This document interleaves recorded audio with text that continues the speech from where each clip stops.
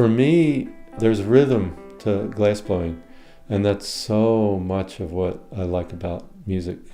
And then if you think in terms of composition, like a lot of the things that I make have more than one element in them. So you're dealing, as soon as you add an additional element, you're dealing with some aspect of composition. And then of course with music, that's what's happening too, you know. And then layering, almost all the glass I do is composed of different layers. There's color layers, sometimes several, and then a layer of clear. And music I always think of as layering. So there's a lot of similarities.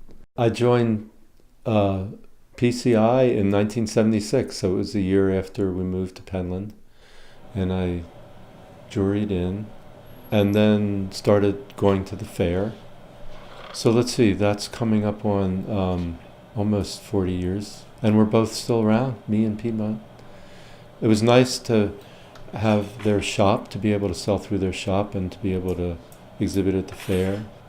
It's kind of an honor to be in an organization where where you know the standards are high, and you know the people are good people. You know that people are willing to share information and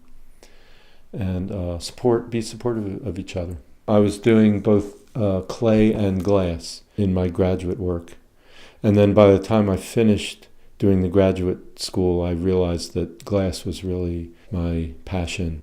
It just seemed like such a natural material for the kinds of sensibility that I wanted to have in the work that I was doing. So I just found ways to pursue it. If you look at the history of glassworking, the basic hand tools are the same that they used 2,000 years ago when they first started. The jacks that you use to put in the neck on the piece, and the shears, the paddles. I like working in a way that connects me to that history. It's an unusual material because it's kind of a liquid and a solid at the same time.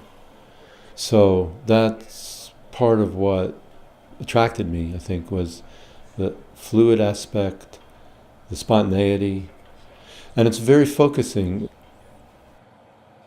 I feel compelled to do it.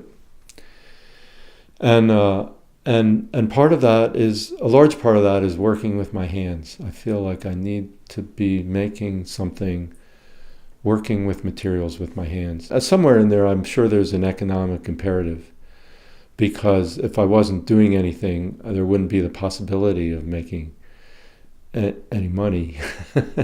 But that's certainly kind of down on the hierarchy of reasons.